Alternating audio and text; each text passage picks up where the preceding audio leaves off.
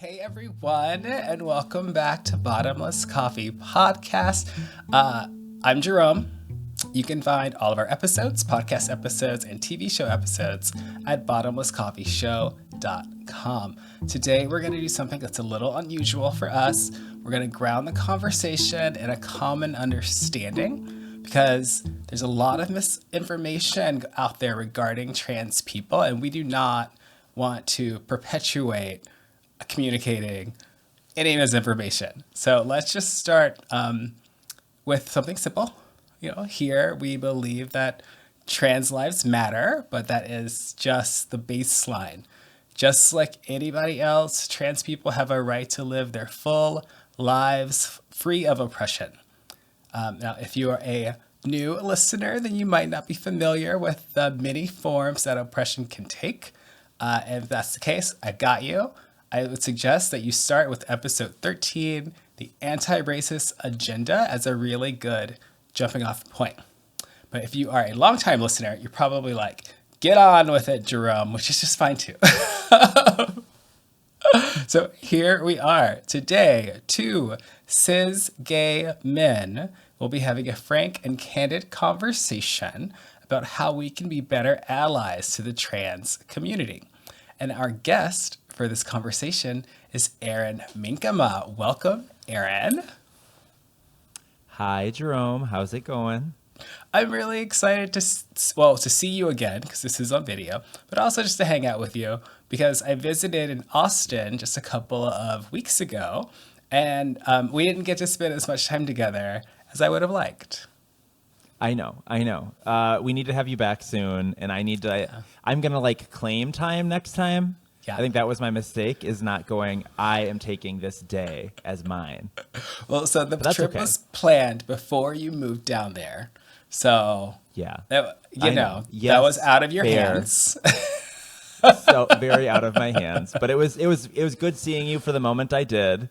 Yes. And yeah, I am super happy that everything with Bottomless Coffee is going off so great, and hearing all of your kind of life updates.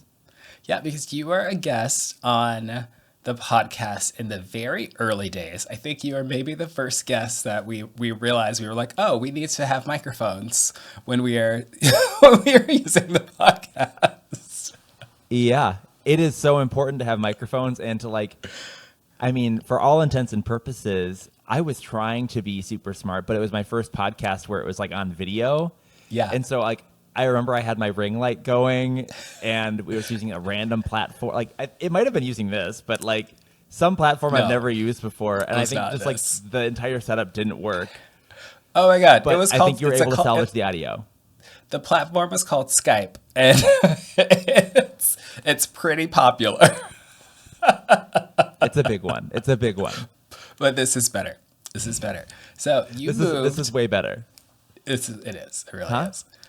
You moved from Minnesota to Texas, and there's been a lot of wild stuff going on down there, particularly with regards to the LGBTQ community as a whole, and specifically the T in the LGBTQ community. What's that been like for you?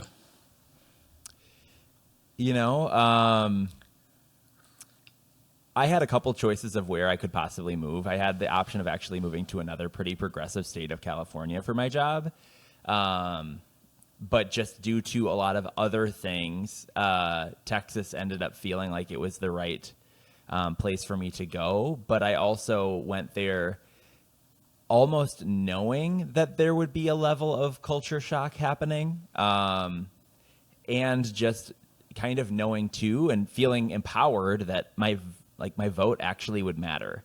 And so the silver lining of coming to this state and witnessing firsthand just how terrible, I voted in a citywide election, and just how hard it was to vote.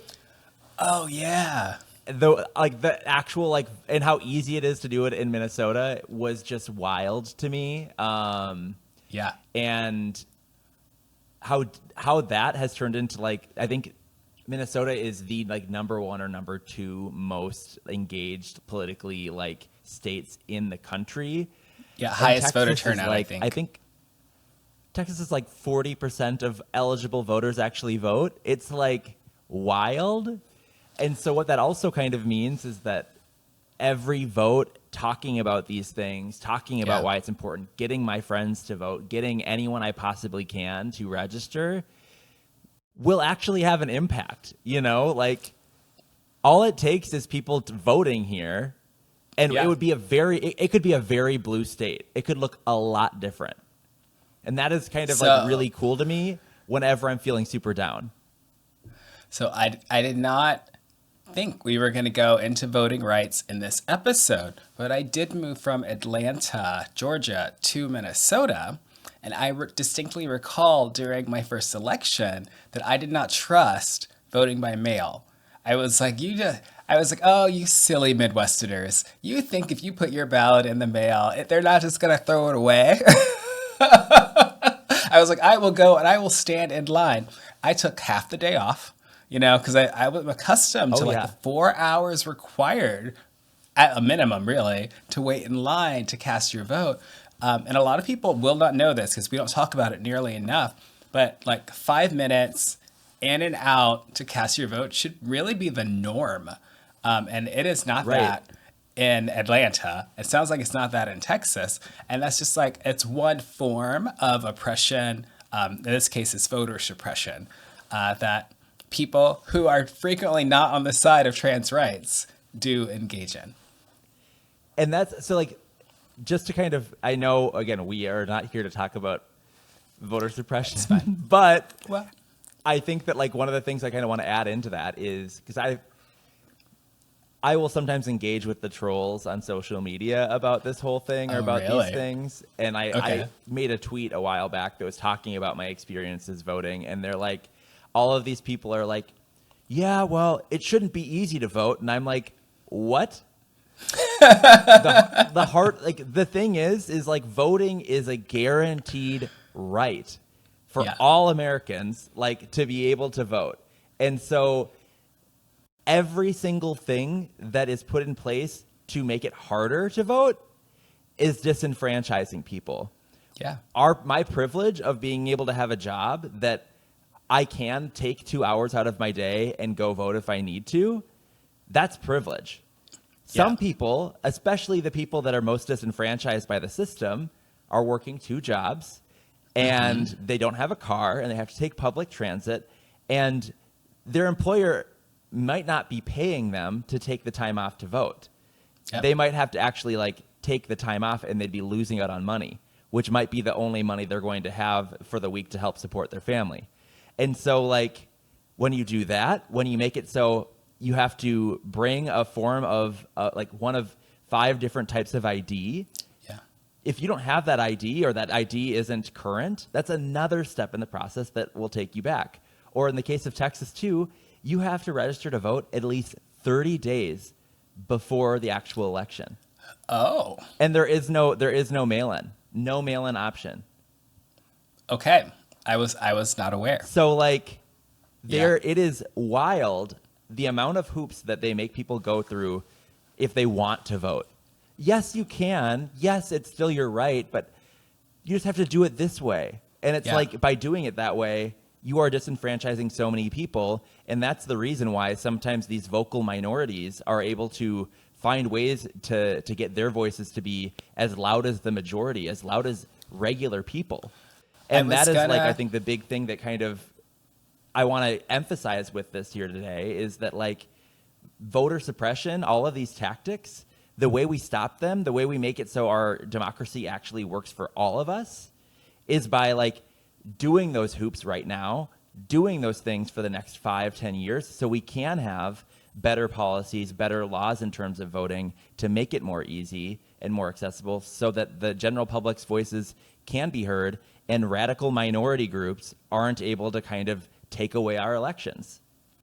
I do think there's a really good dovetail. Oops, hit my microphone. There's a good dovetail between voter suppression and our engagement in the process and the rhetoric that we hear that demonizes populations. So in this case, lately, it's definitely trans. I'm hearing trans all the time with a negative connotation. Whereas a few months ago, it was more like drag queens and trans people, let's say. I'm hearing less about the drag queens lately and more about trans people lately. And in my mind, someone with a political background, that's because they found really high engagement in their political base with regard to demonizing trans people. And I think that's really important to point out because, like you said, Ehren, it is very difficult in a lot of those same places to vote. You really do have to, if you're in a rural area, you really do have to drive, 10, 15, 20 miles, stand in line for a long period of time in the heat, and sacrifice other things that you could be doing. And by the way, you might do all that and get up to the front and then find out that you were not registered to vote because you were purged off of a roll or something. Right. But Yep. when people are scared and outraged and angry, they do vote. They absolutely do vote. And one thing I feel like we're not really seeing in the GLB part of the GLBT is the kind of outrage about what's happening to our trans siblings that translates to us talking to our friends and our family and being like, y'all need to vote these people out because they are messing with people that we really care about, people who are really important to us. And I think I feel like that's something you posted on Instagram, and I took your line. Yeah. So I mean, I think one of the things that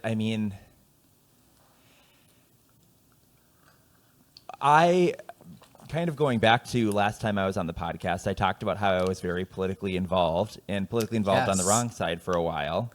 Wow. And I think what I am finding is, and I don't know if you feel the same way. I mean, obviously, I think you're running for office. So I don't think you do feel the same way. I'm no longer running. But no longer running. No longer politics running. Politics is exhausting. And what's even more exhausting is having our identities be a topic of political conversation. Yeah, my identity, my existence shouldn't be something that is voted yes or no, whether or not I'm allowed to exist. That isn't like a thing. That isn't, if you are a straight person, just think about that.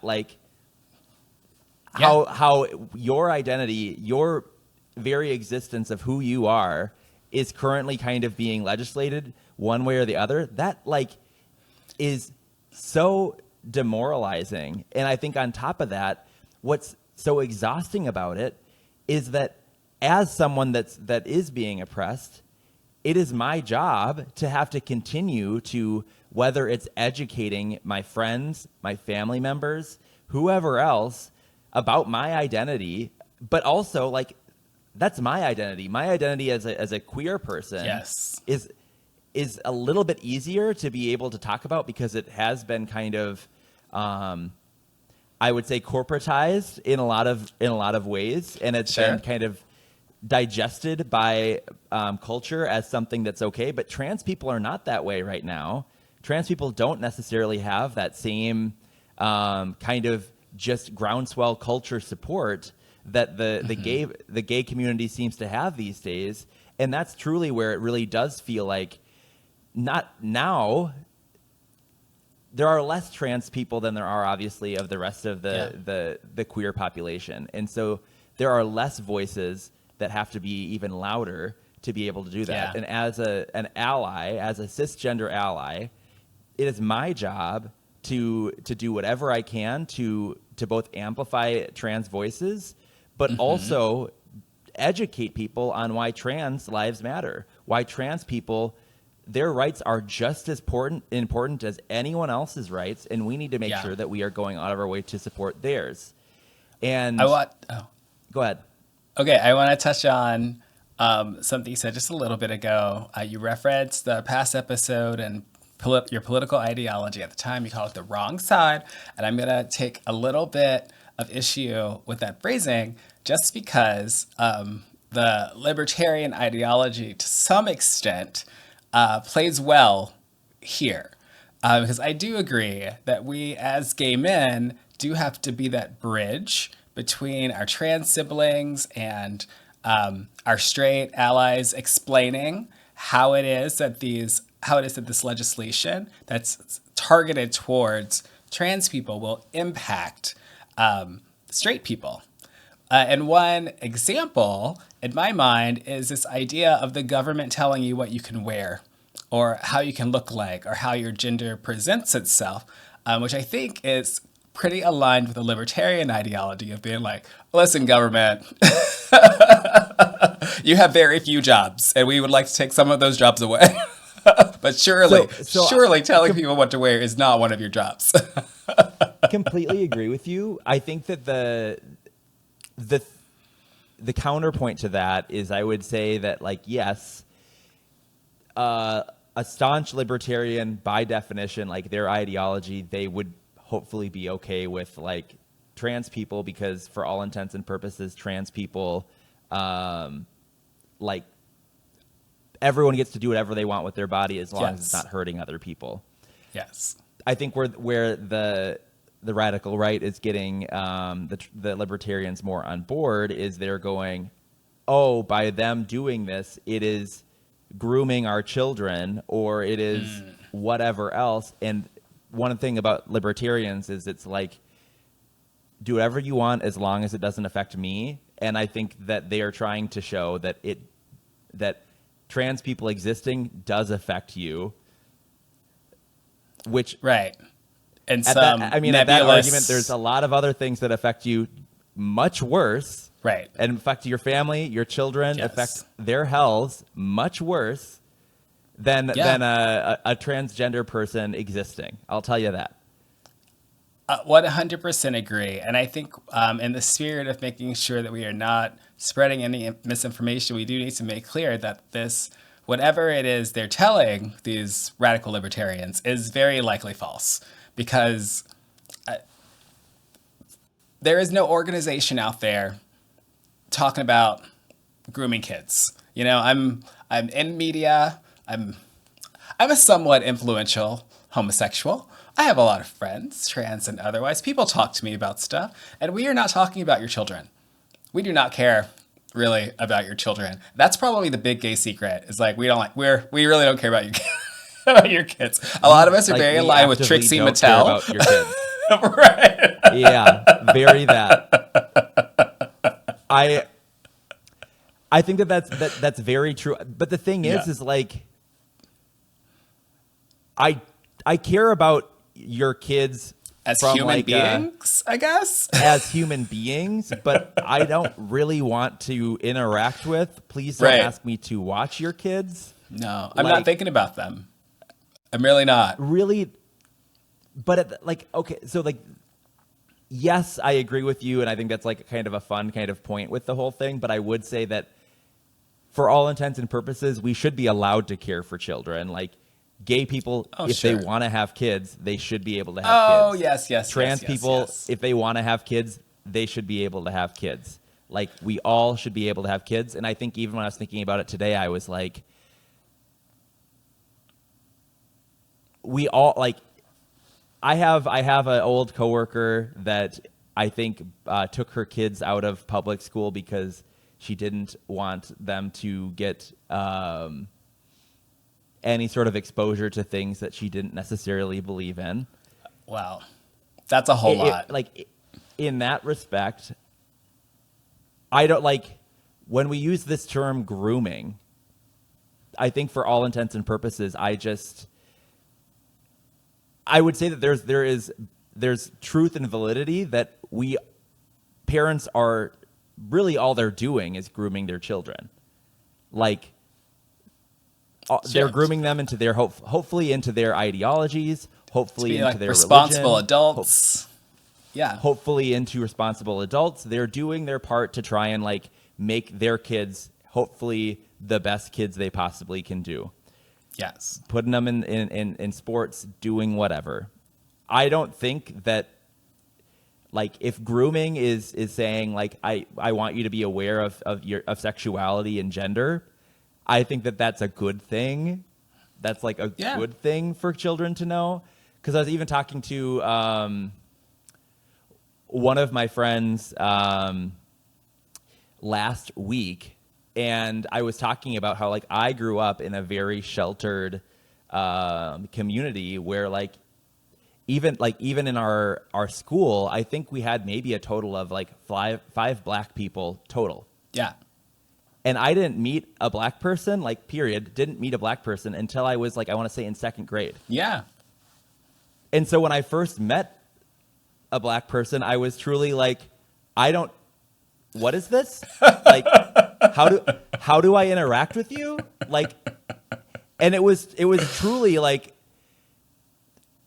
it didn't need to be that way. Right. If I would have been exposed to more skin color, to more whatever, it takes away a lot of that sticker shock of when you first see it and you're like, or see a person that doesn't look like you and you're like, wait, that's possible?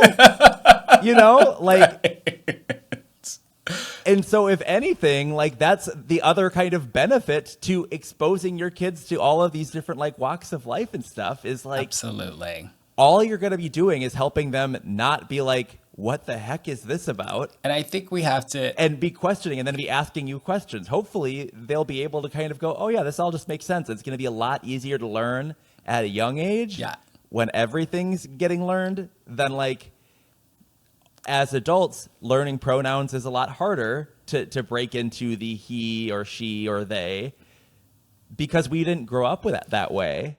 And that's the point I really wanted to jump in and make is just like your previous coworker who took their child out of school so they wouldn't be exposed to something they didn't disagree with. I think that's the spirit that a lot of people are bringing into this anti-trans business because grooming, quote unquote, is everywhere. Like you go to school, you stand up, you recite the Pledge of Allegiance. That is to groom you into being a good American that answers the call when Uncle Sam needs you or whatever. And we are totally down for that specific type of grooming. But when we want to educate kids about the literal reality of their being, so many genders, so many sexes. The fact that the education that these older adults primarily received was insufficient and is out of date. I think that really, really upsets people. And so they want to kind of escape from that reality and make sure that their kids are not, well, some people want to make sure their kids are not exposed to literal reality. If I wasn't taught it growing up, I'm scared what it's it not will do real to my children. Right. You know, like it's truly like they better not learn that either because I didn't learn it and it's scary to me now. Yes. Bizarre. It's strange to me. It's not. I think it's probably a Band-Aid on something that is just going to end up having to be reality over time. And I think that just is kind of the way things are, is like we are seeing culture really do the 2 steps forward, maybe 1 step back situation. Mm-hmm. And I feel like we currently are in the 1 step back situation, but I'll tell you that I think this year in particular, the amount of attacks that have been happening on trans people, not just in terms of like legislation, but also in terms of like, I don't know, culture, and in terms of like, it's not just about what's being legislated. It's also about all of the issues with Bud Light that happened. And then now like also Target that has happened. And I think what probably breaks my heart the most with all of this is that brands are looking and listening to what's going on with Target, what's going on with Bud Light, where I think Bud Light has had some of the worst like beer sales in years. But then there's also Target, which I can't imagine that they're doing super well either right now. Like both of these companies, it's not what sucks about it is the conservatives or the radical right, as I guess I want to refer to them as, they're going to probably chalk this up as a win because they stopped selling some merchandise and their sales are impacted, so it's amplifying their voice. But what sucks about it too is that I think that like queer people are also not supporting those brands because the brands are like actively going away from supporting trans people. And so like there was a moment in time that I was like jokingly drinking Bud Light all the time because I was like, it's the trans rights beer. And then when they were like, ooh, it was a mistake to partner with Dylan, I was like, okay, well, you're not the trans rights beer. So you're not for them, but you're also not for us. And you're kind of just saying I'm tapping out. That is like not something that I want to necessarily support because you were supporting us and you just decided not to. And same thing with Target. It's like, and so the radical right, I feel like they're probably chalking this stuff up as a win, where really like the only one losing is the brand. And then actually, no, we're all losing.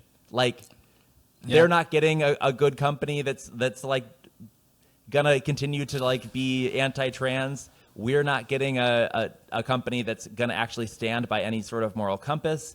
And Target sales are just like probably not doing great, you know? Oh, okay.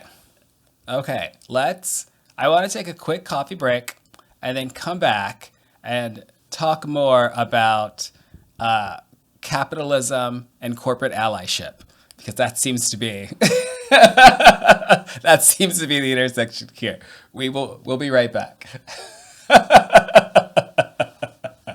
We are back with Bottomless Coffee Podcast. I'm speaking with Ehren Minkema, host of Bop or Flop Podcast. He is at the Ehren, TheEhren, on Instagram. It's weird, but you will get used to it, I think, is his tagline. It's actually from Jamae Private School Girl. Or no, it's Summer Heights High, but Jamae says it in Summer Heights High. So I'm just taking her line. There you go. I don't think that show's on anymore, so it's just basically up for grabs. It also is like, as funny as it is, it's also very problematic. Oh no. It's okay. Well, we're talking about problematic things on this episode and how we as cis-gay men can be less problematic and better allies to our trans siblings. And so as we left the last segment before our coffee break, we were talking about almost like wokeism, kind of like the woke movement targeted Bud Light, and then kind of comically switched to another Anheuser-Busch beer. And so Bud Light was down, but Modelo was up. And so it's like, well, I don't know if it makes a difference or not. But they also the same people. They also targeted Chick-fil-A, which is one thing I wanted to mention. I wanted to make sure we save that for this for after the break, because I knew we'd get into it there. Did you? So did you hear about that? Yes, I heard. I think like for all intents and purposes, there's, for anyone that is on the radical right listening or people that aren't on the radical right listening, I think that there's really two different types of kind of like corporate support of queer people. There is internal support, which is, think of that like HR, and then think of like outward support like marketing and PR.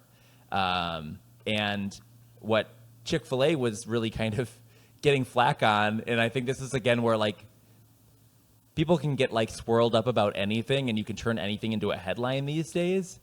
But it wasn't like we were seeing a spot from Chick-fil-A where it was like outward marketing that was like with queer people in it. No, it was just that they have like a D&I group for like gay people that just happen to work at Chick-fil-A, which you tell me one company that doesn't have that these days. That's almost kind of like the standard. Even the most conservative places are going to like still do that because they kind of need to. HR says, if you don't do this, you're probably going to get discrimination lawsuits pretty frequently. Yeah. So Yeah. just wanted to call that out, that's the difference there. But like Chick-fil-A, yeah, they're getting some flack because guess what? They have a pride group. But I think we have some expectations from our brands that, like Target, like, I don't know, I would not say Anheuser-Busch, but like Svedka, some vodka brand who they advertise heavily to homosexuals. They want the homosexual dollar. We expect them to stick with us through a little flack. And I think that's because, at least my mental thought is that, there are a lot of people out there who have a problem with us existing. They're just like there are problems with people who have problems with me being black, people who have a problem with me having a white husband. There are people who have a problem with, trans people. And I would not expect Target to cave to racists. I would not expect them to cave to people who are against interracial marriage. And so I was disappointed in their less than robust response, let's say, less than full-throated response to defense of the products in their stores and what have you. But I do also respect that they are a company. And some of those products, I feel like, could not have been selling that many pieces. So I love to buy the Target Pride merch. Yeah, you do. I am someone that will buy probably at least $100 worth of shit. The louder and prouder, the better for you. Yeah. But there is this cute boiler suit this year that's green. Oh. That I will not be caught dead in wearing this year. But once the collection has faded, 3 months, 4 months from now, I will put it on, and I guarantee you people are going to be like, damn, that's a cute little boiler suit. Where'd you get it? And I'm going to be like, oh, Target Pride, bitch. Those going off of that, the merchandise in the moment is probably you're I don't want to wear that because everyone, I know that Sure. the straight allies are going to be wearing it. And I don't know, the gays that wear the rainbows year round are going to be wearing it. Mm-hmm. And I don't want to be a part of that. But then at the same time, I can't tell you how mad I am that I missed out on the rainbow suit, the shorts suit. Do you remember that from last year? Oh, yeah. I'm surprised that you missed out. How did you miss out? Well, it's god awful ugly. It's god awful ugly. But I would have loved to rock it. I think this year, if I would have wore it for Halloween, it would have been the most iconic thing because it would be the perfect reference to all of that. Yes. But talking about seriousness and talking about, I think, what where we're at and where we're at now, especially, is obviously there is an almost expectation by corporate marketing departments that what are we going to do for Pride? Or we're going to switch our logo to be rainbow, et cetera, et cetera. And I will say that up until now, I was kind of a little bit of an advocate for companies participating in doing that because there are queer young people that see those brands and see those things and they go, wow, those brands support me. And secondarily to that, I know as someone that's pretty much only worked in big corporate America that all of these different pride things, I was actually even looking up because I think I talked to you about this before we started recording. I looked at my name on Google, and one of the things that shows up too is that there's a Best Buy press release talking about how I started Pride, all of their Pride merchandise at Best Buy. Yeah. It is queer people in these D&I groups that are going out of their way to create this merchandise, not just because not because they're trying to make a profit, because I know for a fact that I was not trying to make a profit at that point. Sure. But really what I was trying to do is call the bluff of Best Buy corporate in that respect to go, you're willing to support me in private, but are you willing to support me in public? And I think that's that is the tone right now that I want to make sure that we're landing about, like, any future Pride. If any brand decides that they want to do celebrate Pride Month to put up a rainbow or whatever else, it better not just be a rainbow. You better be going out of your way to support the trans community. Like, that is now, like, going to be a must-have for me to ever want to consider any of these brands as actually, like, supporting us and not just doing it as a marketing move. And that's, I think, the big thing. And there's, like, tons of ways of doing that. Like, I think I was brainstorming if you wanted to have a back and forth of, like, naming products that would be helpful for brands that a retailer like Target or any other brand, things that they could be doing to support the trans community. Or else I can just list a couple things. We could try. Yeah. I just hosted an event at Kiehl's at the Mall of America, and it happened to be a trivia event. So I can definitely say that Kiehl's and L'Oreal, their parent company, have been contributing to gay causes for over 20 years. And so I feel confident that a company like that will expand their agenda, if they haven't already, to also support the trans community. So the thing is though, right now, that's the one thing I want to be calling out is I think a lot of companies have gotten with the times, and they're using the new progress flag that has like the trans colors and has black and brown to showcase the BIPOC community too, and showcase those underrepresented groups. But I don't think that they necessarily, like, mean it and understand that, like, it's those groups in particular that we need to go out of our way to support additionally outside of just blanket rainbow.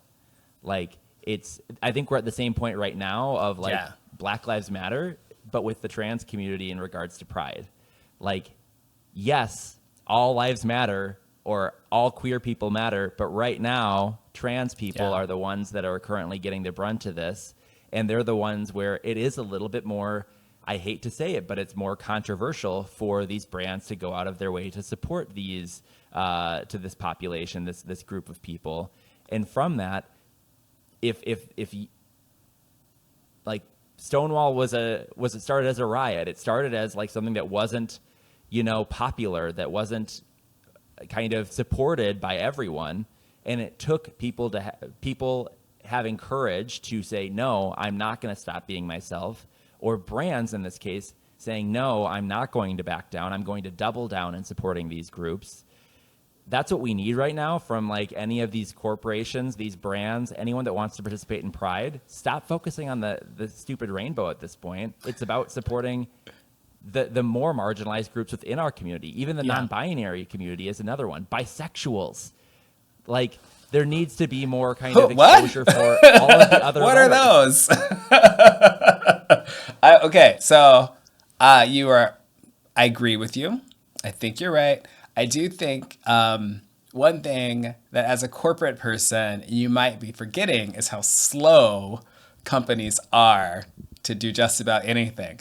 But stirring the pot from a political perspective, you can do very quickly.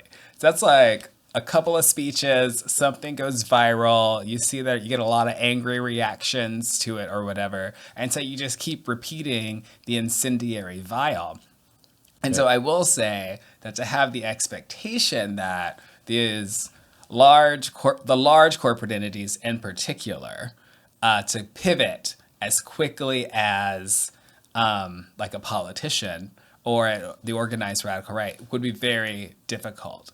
Now, I do want to call out, though, that we do have organizations like HRC, for instance, who should be working with these large companies to kind of keep them accountable, using that index and what have you, and make sure that they are leveraging their resources to support us as much as possible. But, they can need a little time. They do need time, but I think, like, this is why I wasn't a very good politician, because I'm too reasonable. I don't think that that's necessarily, like, we as queer people are the ones that like have allowed for all of these companies to be able to like participate in our parades, to participate in our celebrations, to advertise to us, and like all of that. And we can also, at the same tone, as long as we're all together with it as a groundswell, we can go, no, we don't want you in the Pride Parade. We don't want you at the Pride festivals. We don't want you at these things unless you, corporation, are actually doing these things. And we can, I mean, just like with the Equality Index, every year it's harder and harder to get the score of 100, which is great from HRC. But like at the same time, we can also be holding our corporations and brands more accountable too, and go, this is like, it's great that you supported us last year with a rainbow. This year we're expecting a little bit more, and we're actually expecting you to go out of your way to support this other marginalized group that's a part of our community that you've not necessarily spoken out publicly. You know? So this calls for a level of organization in the gay community that I have not seen. That was one of my thoughts regarding grooming. I'm like, they think we're organized enough to be doing this stuff. But I mean, obviously, if we were, we would be organized enough to oppose all of this crazy stuff that's going on like a routine basis. And so I actually 100% agree with you, Erin. That is something that we should be doing. And we should, I don't know why we couldn't even almost like steal the model of HRC and have like the corporate gay pride parade index. Like you must receive a 90 or higher to walk. Exactly. Like not everyone gets to walk. Not everyone gets to march hand in hand with us. Not everyone gets to do that. And like it's a I mean, for all intents and purposes, we could just take what's your HRC equality index score and go, if you're not at 100%, you're not walking. If you're not even a part of it. Yeah. Easy. And I know that there's probably a lot of like internal corporate people that are like, I want to march because I want to show that I'm proud, and that I also am proud that I work at this company. Mm-hmm. Well, guess what? Yeah. You can use that energy you would have spent walking to walk on to an executive's office and pound on their door and go, why aren't we at 100%? I wanted to walk. Yeah. I guess we should also keep in mind that there are movements out there that are almost like anti-capitalists with regard to pride. They're like, no corporations ever. Oh, for sure. Yeah. Yeah. So if that's more your vibe, go check them out. Just like I mean, there are a lot of ways to do influence, right? There is through legislation, through lobbying, through working with your Congress people. Like there's ways of being able to influence legislation. There's also the way of influencing through corporations. And then there's also like obviously like organizations and just kind of more community groups. Yeah. But all three are super powerful and super impactful. And knowing that all three we probably need to be tapping into and activating against to be able to make any meaningful change, I think it would be remiss to say that no corporations, you can't participate in Pride, period, because what that's going to end up doing is that's going to take a lot of money, a lot of dollars, a lot of funds away from being able to support queer people just from doing that. And like, yes, they might be making a profit. Yes, it might be for their own brand love or whatever else. But if we profit off of it too, great. Like I think about, I don't know if you saw this, but like the Vixen was on McDonald's, their Pride Parade float in Chicago. Really? No, I did not see that, and I'm shocked. I was too, but then I was like, wait a second. She is cashing a check, mama, a corporate check. She probably demanded, I don't know how much money.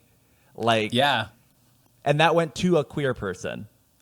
That true. Is like, I mean, take advantage of it, take that money, and the more we continue to let those types of things happen, the more opportunities, the more funds, the more whatever can get funneled back into the queer community to help support our lives.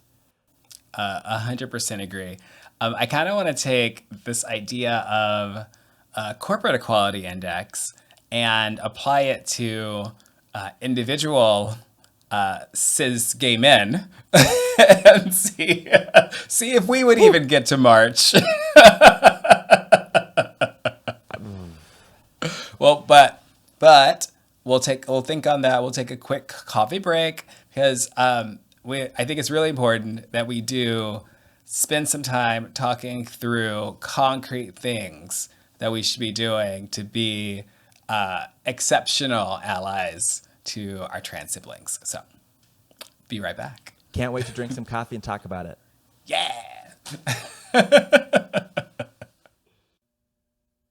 You're back with Bottomless Coffee. I'm Jerome Evans, all over the internet at Jerome T. Evans. Our guest is Ehren Minkema at the Ehren, Theheren. It's a little weird, but you'll get used to it.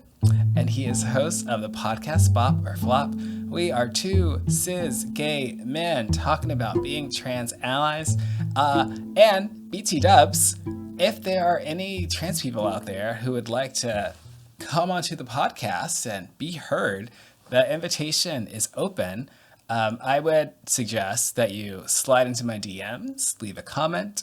You can @ me, you can email me. My email is jerome@bottomlesscoffeeshow.com. And you can find that info at the website bottomlesscoffeeshow.com. So, Ehren, we got to make sure that people leave here knowing how they can be better allies to the trans community. We've been enjoying a wonderful conversation. I feel like it's a little loose on the concrete steps people can take now. I think we've had some really good ideas for the future. Right. But like, what could I leave this conversation and do to be a better ally? Yeah, so I think that there's like good, better, best, right? Like you can pick a la carte on how far you go, but I would say like one of the easiest things that everyone can do does not take any time or too much time or energy to do is use pronouns. Introduce ourselves with our pronouns. You might think, oh, I look like a dude. Like my pronouns are probably obvious. It's not about you. It's never about you. That's true. By you signaling, like, again, when I'm in like a meeting with people that I've never met before, I will always go, whether I'm like the last person in the group and no one else talked about their pronouns, I will be the person that says my pronouns. And what that's signaling is if there is a trans person on the call, that I am aware of the importance of pronouns, and I'm aware of the importance of making sure that people are using the right pronouns, that they are acknowledging that if you are if your pronouns are different than what I would assume, that it's important for me to ask, what are your pronouns? And for me to use those pronouns correctly, because if I'm not, it's kind of like a slap in the face. Imagine if someone just like completely disrespected you almost immediately at the start of a conversation or in conversation. It would feel super disrespectful, and it wouldn't necessarily make us feel very good. And so one thing I would encourage us all to do that would be a great way to show our trans allyship is just respect people's pronouns. Use your pronouns, introduce yourself with your pronouns, and if you don't know someone's pronouns, instead of assuming, ask. And it really does signal to other people that you're comfortable having those conversations as well. Even as just a gay man, I feel a lot more comfortable when I see like an email signature and someone has their pronouns in there. I'm like, oh, okay, like this person's cool. I am unlikely to be discriminated against by this person. So that's very useful. It's very useful information. It's almost like a dog whistle, but like the good version of a dog whistle. So that's good. Like right? that's is good. Bare minimum. It's good, better, best. That's good. Yeah, the better I think is seek out trans stories. Mm-hmm. And what I mean by that is if you know of anyone that's trans, ask them like obviously it's touch and feel. Ask them if they're willing to talk about what it means to be trans or talk about their experiences and their story. They might not be.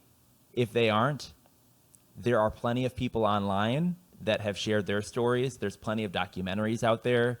There's plenty of books. There's plenty of material that you can do or you can use and dig into to better understand the stories of trans people, the struggles that they're dealing with, the feeling of fear that they had when they came out to their family, what that journey looked like for them. And there's obviously a right way to do it in a very respectful way. But one thing that I don't want to speak on behalf of every trans person, because not every trans person is willing to or wants to share their life story. But like a lot of trans people, similar to queer people, we kind of have to do this right now because we have to be able to continue to, it's by us sharing our stories, by us sharing our identities, that we're helping both bring people along for the ride, but also they're gonna trust you more. And whenever they're at the ballot box and they're voting, they're gonna be thinking about you just a little bit more when they're casting their vote. And so, if you know of any trans people, get to know them, ask them about their lives, ask them about their interests, ask them about their story. Or else just kind of do some digging online. I think I can share with Jerome. I think Jerome, you have like the podcast description, obviously, and stuff too. A couple different things that I've seen that would be good resources to be able to dig into. And just Katie Couric has almost like it's like Trans People for Dummies video or like a documentary thing. Okay. That I'd highly recommend. So that's like the better. I would 100%. I love the better. I would say maybe as an addition, I don't actually know what your best is going to be, but I would say, go make friends with people. Diversify make friends your friends that don't group. look like you. Yeah. Make friends that don't look like you. And if you are looking around and going, oh, all of my friends seem to be the same skin color or the same gender or the same sexual orientation or whatever else, start to figure out how you can diversify your portfolio, mama, because right now you're getting single perspective on like one way of living, and that's not going to be good for you, and that's not going to be good for this world. Completely agree, because I did bring it up. So, yeah. Yes, completely agree. I completely agree. Okay, well then, what's best? Obviously, voting. Voting, yes. Voting, and by voting, I mean specifically voting. Like, I was looking at this term because it actually came up today. I don't know where it came up, but like, do you know what a wedge voter is? No.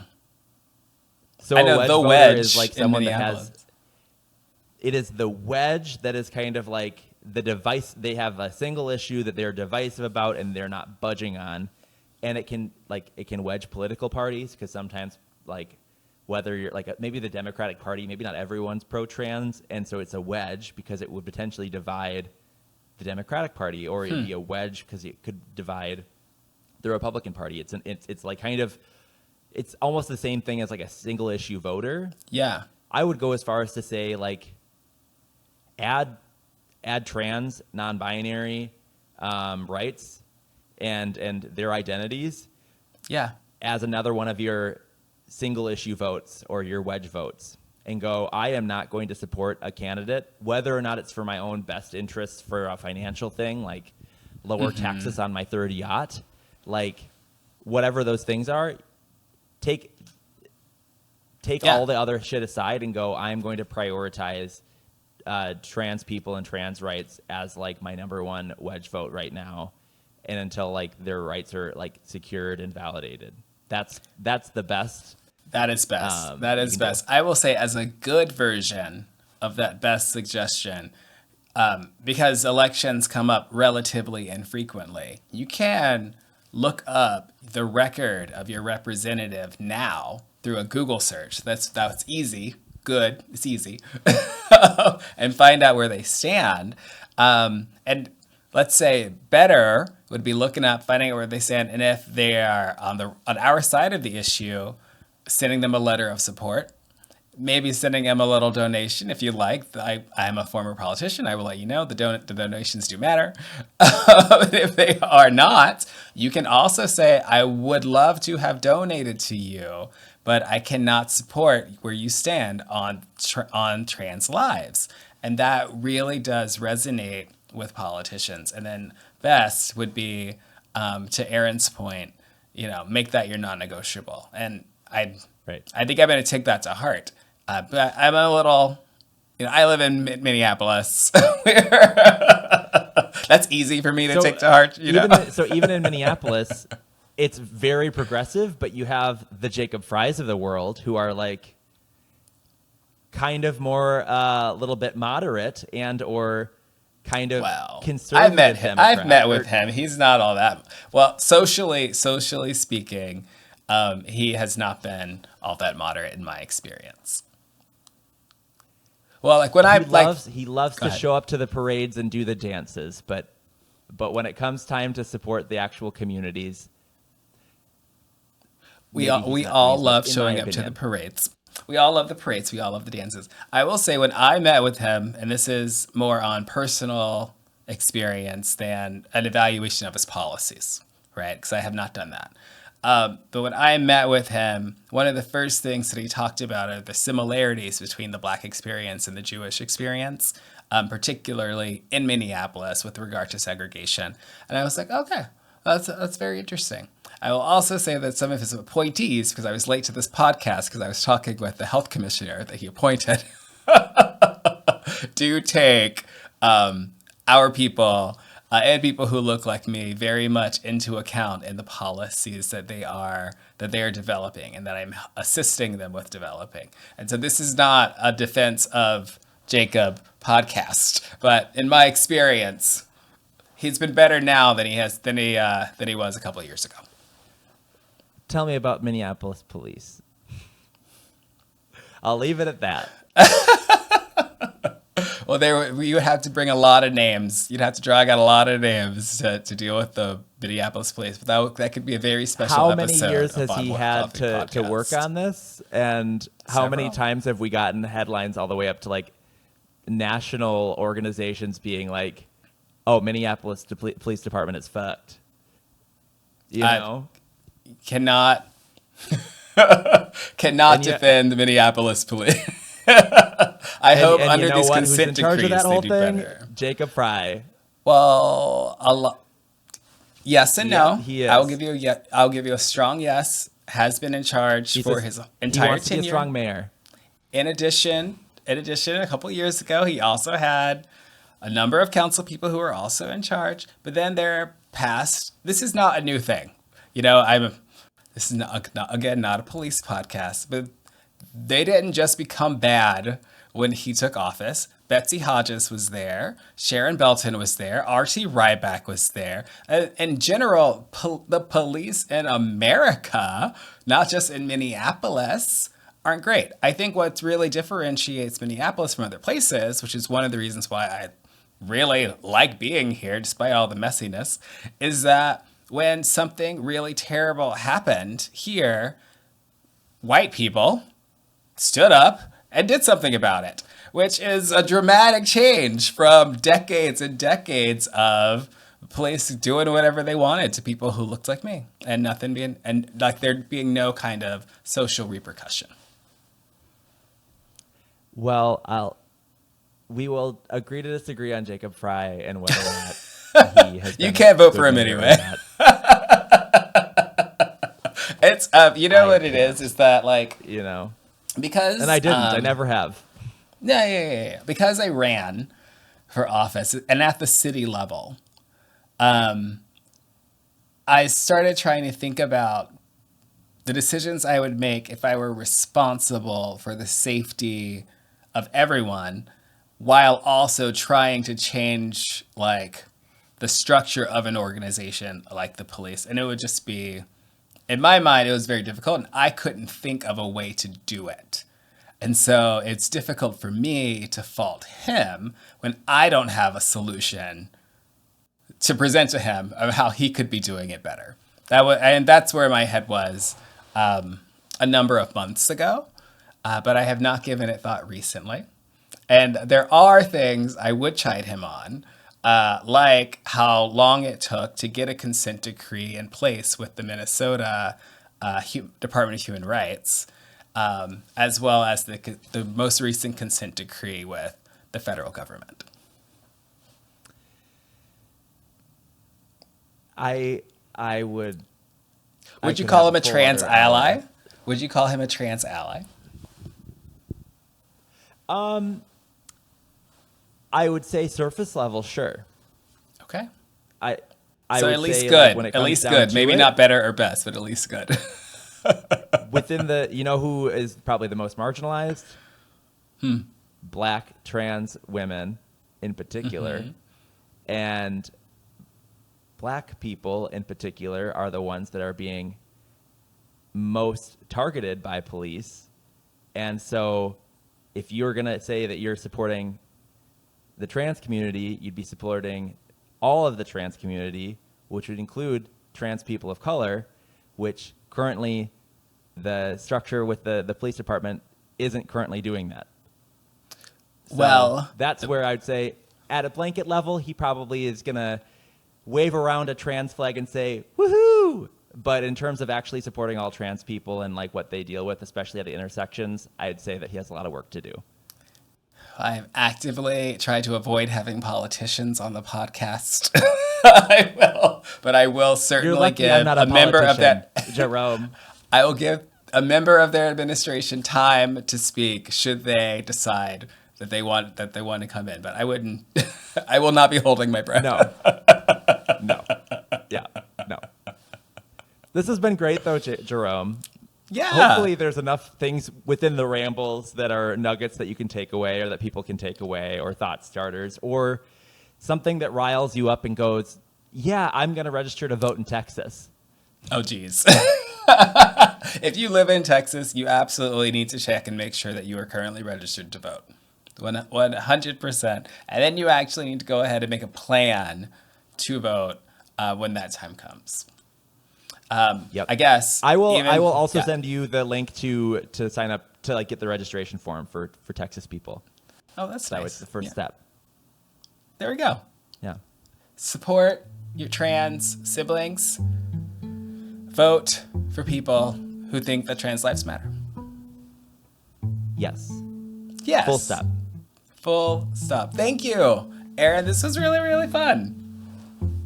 Yeah. Always so fun to be chatting with you, Jerome. Awesome.